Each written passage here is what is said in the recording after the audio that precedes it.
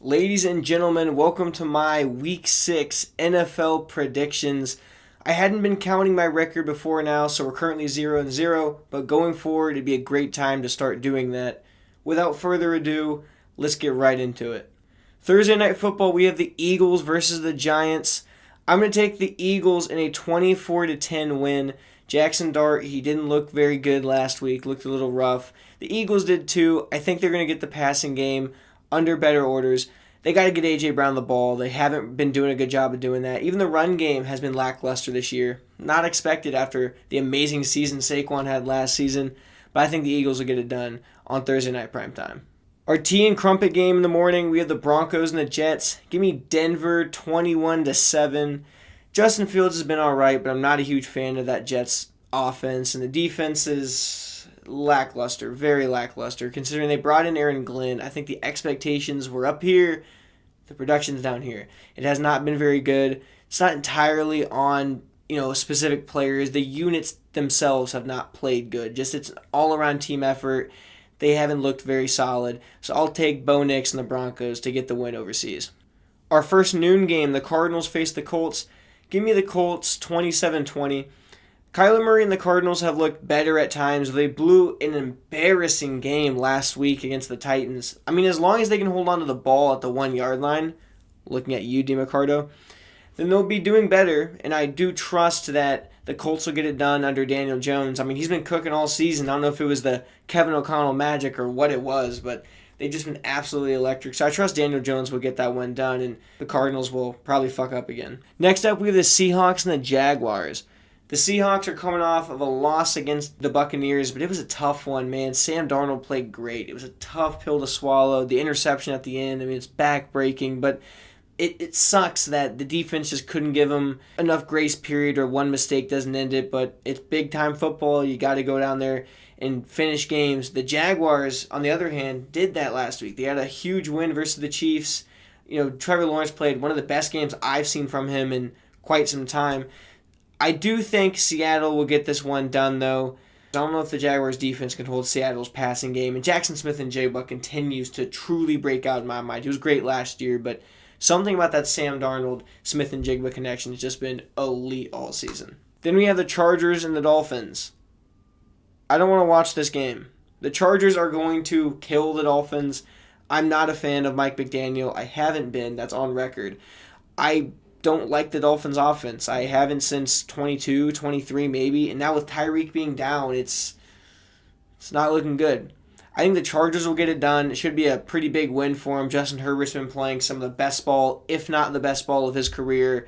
Though the interceptions have been an incline lately. They lost last week to Jaden Daniels and the Commanders. But I just trust that run game, even without Omari and Hampton, as well as Herbert mostly protecting the football, they'll be able to get it done. So give me the Chargers over the Dolphins. Next up, we have the Rams versus Ravens. God. The Ravens have looked horrible. It has not been pretty at all. And the Rams, on the other hand, though they lost last week to Mac Jones and the Niners, could the Ravens look worse right now? I can't tell you they could. Cooper Rush went out there and put on, from what I've seen, one of the worst performances I've seen from a Ravens quarterback in God knows how long. They've had Flacco and Lamar long enough. It's been over a decade.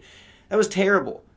It was terrible, truly. And I trusted Cooper Rush to go out there and play better than that against a Texans team that hasn't looked very good all season, and he just didn't. So as simple as that, give me the Rams. They're going to beat them down. They're going to put up a lot of points on them. I trust that. The Ravens defense, I saw some statistic. They've already let up more yards or more offensive points than they did that entire 2000 season. They're on track to allow the most ever. I'll repeat that again. Ever.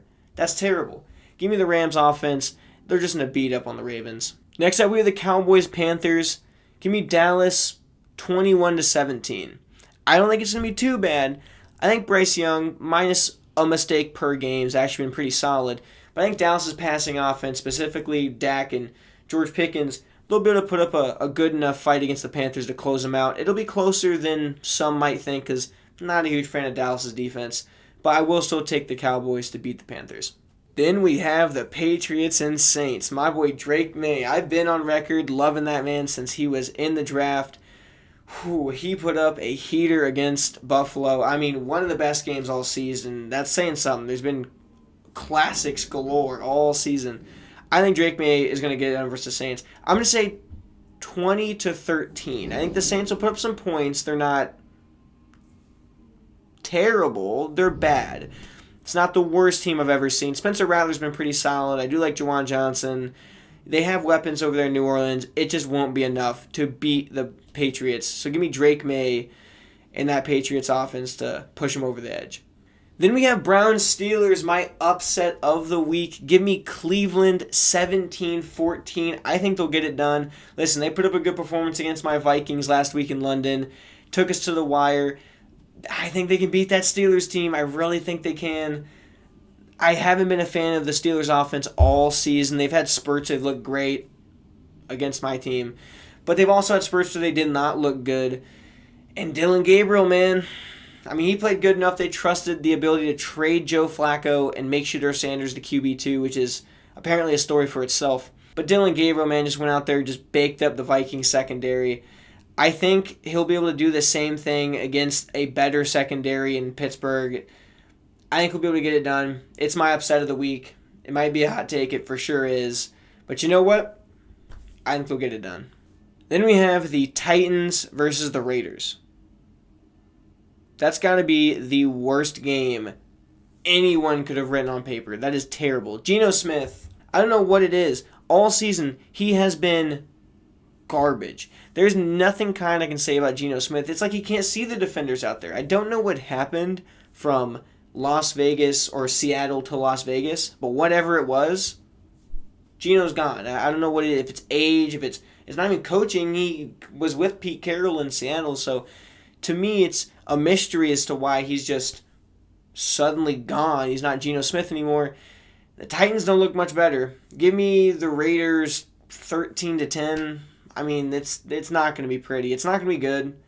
I mean, Cam Ward getting snaps is going to be the best thing for either team here. I guess the same for Ashton Jeanty if they can get that running game going, which they really haven't all year. And we'll see if Brock Bowers can even get healthy. Pretty sure he's playing on a bad knee. That's not good for fantasy and for, well, the Raiders, obviously. Not that they were going to do much anyways. It's Geno Smith in 2025. I mean, come on. Then we have what should be a good game, even though, both these teams have dealt with injuries. The Buccaneers, the Niners. Give me the Bucs 27-21. I think a 6-point victory for the team down south. It should be a good one, man. Baker Mayfield just so entertaining. And Emeka Egbuka, I don't think I've seen this kind of threat from a rookie receiver since Justin Jefferson. I mean, the guy, Emeka Egbuka, is just elite. He already is. I'm going to be fair. I mean, it might be too early to say that, but man, does the play on the field speak for itself. I mean, he has just been insane all season. That's not to mention the threats the Buccaneers have on offense and defense outside of Emeka. I've said it before, Baker Mayfield is just so fun to watch. And that Niners offense, I mean, man, Mac Jones, have a day, have a few days, have a season. He's played great so far. He's 3-0, and man, this is like time to question if Brock Purdy is worth the money. I don't know. I mean, it's worth having that conversation, and Mac Jones has just been that good all year. Then it's good for the team to have a quarterback problem like this, not to where they're both bad, but they're both serviceable and are good. That helps you. It's a good problem to have. I don't believe in the whole you have two quarterbacks, you don't have a quarterback. I don't believe in that. I'm not saying they should cut Brock Purdy and hand the reins over to Mac Jones, but it is worth mentioning that Mac has put up some pretty good performances. Even when he got tangled versus the Rams, he was thrown up on the sideline. He was still able to put up a good performance. I think the Bucs will take it 27-21. Next up, we have the Packers and the Bengals. Old boy Flacco, the veteran. The guy's like 45, going up against Micah Parsons in the Packers defense. I do think Jamar Chase and T. Higgins will have good days, better days than they've had all season. I liked Browning in 2023. Not anymore. I mean, the dude couldn't have looked worse versus multiple teams. The Vikings hung near 50 on him. A lot of it came from the defense. Isaiah Rodgers had a pick 6 off Browning in that game. So, I mean, what can I say about him that's positive? Not much. He isn't doing a good job of being that backup quarterback and just get the ball out to his playmakers. He's not doing that. Simple as that, Flacco can at least better than Browning did. With the Packers, I've had some questions even going into this season and even now, even after the Micah Parsons trade and the few games we've played, but I trust that their offense and their defense will get it done versus a very, very terrible Browns team. Give me 24-14. Give me a 10-point win for the Green Bay Packers. They're going to need this one. If you slip up versus the Bengals, that'll be bad, but I don't foresee it. Sunday night football, we got a good one. Chiefs-Lions. Give me the Lions 27-24 and a game-winning field goal off the boot of Jake Bates. I mean, the Lions have been great all season. They might just be the best team in the NFL again, which shut up a lot of the predictions I had from preseason because I wasn't riding the horse. But I was wrong, and the Chiefs, they're not bad, but they're not as good as they were. I mean, the Jaguars game, there's a few plays, you could argue, like, ticky-tacky plays on both sides. I mean, there was a pass interference call in the end zone towards late in the game. We can have a conversation of whether or not that was a little ticky-tacky. But then there was two plays where they just were running into the Jaguars receivers and were picking an easy touchdown for Travis Kelce. I mean, what else can you do but call it when it needs to be called? So you can't really use the refs as an excuse, man. The Chiefs just haven't played up to the standard that they themselves set. And Mahomes hasn't either. I'm not saying he's washed. He can't be. The dude has won multiple Super Bowls. He's still an elite quarterback. If he said he's the best quarterback in the league, I wouldn't bat an eye. But he does have to play better, and that Chiefs team all around has to start performing better. Although, give me the Lions on Sunday Night Football to win by a field goal. Monday night doubleheader. The first game, Bills-Falcons. Give me Josh Allen and the Bills, 27-17.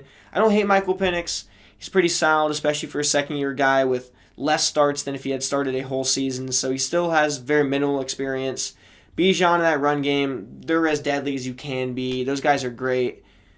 But it's Josh Allen. How can you ever write off Josh Allen? How could you ever hesitate to take Josh Allen in a situation like this?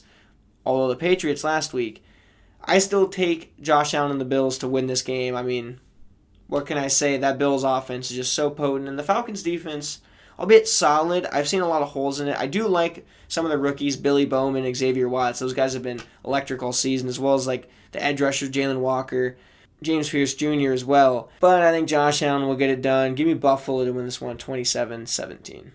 And finally, we have the Bears-Commanders rematch of the Hail Mary from last season.